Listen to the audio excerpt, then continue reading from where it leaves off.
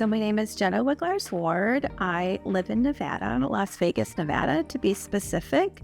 I'm an associate professor at the University of Nevada, Las Vegas, and I work across our early childhood and early child special education programs, as well as our on-campus childcare program, and running programs to help our students, as well as our faculty, really create inclusive practices for everyone.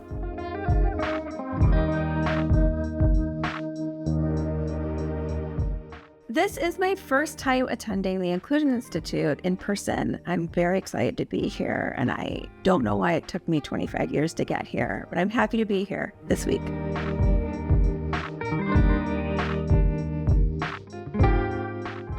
What drew me to the Institute is that my work, really the foundation of who I am, is really about being inclusive and creating spaces where people feel they belong and they're welcome.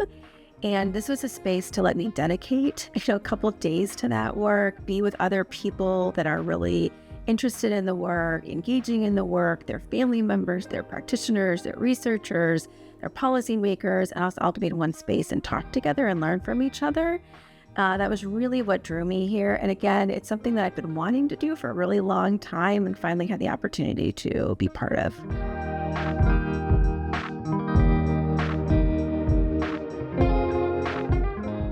Inclusion plays a really big role in, I think, who I am. First, I'm a parent. I'm a parent of 4 children, and all of my children have received special education services or specialized services in some way, including, continuing throughout their lives. And so it's really important for me as a mom to feel that they have a sense of belonging and feel like they are welcome in their communities and their schools, and now as grown-ups and, in college and in their work. It's really important for me that they had those spaces, that they didn't have to work as hard to make those spaces for them, that the spaces already were there for them to feel that welcome.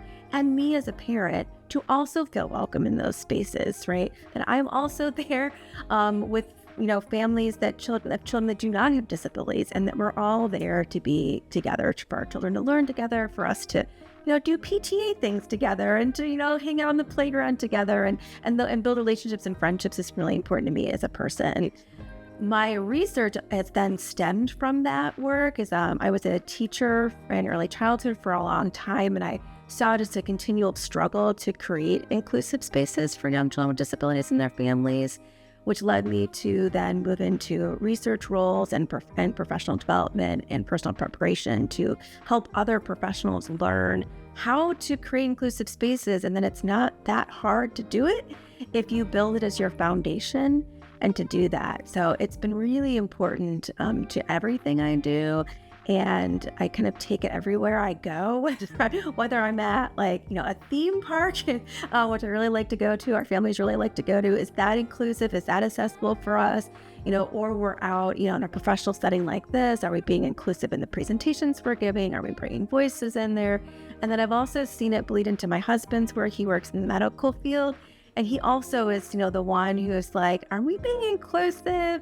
And he's even done trainings for people in his work life, being from that parent perspective, and that, as well as, living with me, learning about inclusion, how important it is, and how doesn't happen unless it's intentional about it. So I think in our family, and then in our work, that is the most important, groundwork for us, and then everything we do kind of stems from that.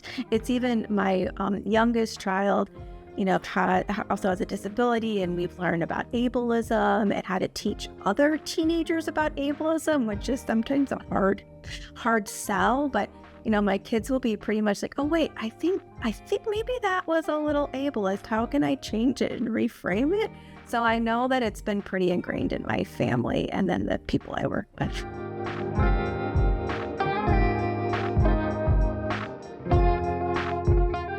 Yeah, this year's conference myth for me was really to look at how can I build my toolbox to bring back to my professional world and really look at universities' work and how can we continue to prepare teachers. I also work with other institutions on helping them kind of review and enhance their own programs to see if they're inclusive and how we can really include that inclusivity component to their programs. So I was really looking to look for new and innovative ways to do it, talk to other faculty. What are you doing? What's working? What has been challenging you? Can we problem solve together? And also continue to build my network. I've met people, this week that I'm already like, oh my gosh, we have to connect. Let's see how we can help each other out. We've already shared emails. And so really building that network to continue my work and to keep me excited about the work, because it's hard work. And I always leave, activities like this feeling refreshed and inspired and invigorated, like, okay, I got this. It's hard work, but it's important work, and we can do it together.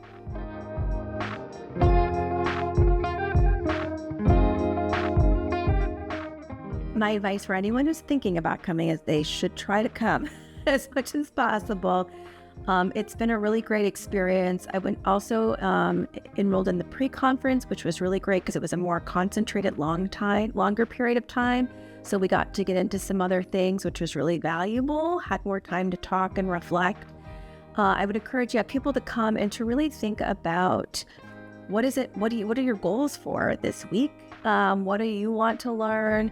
What do you want to come away with? And to kind of ground those in your activities while also taking time to reflect.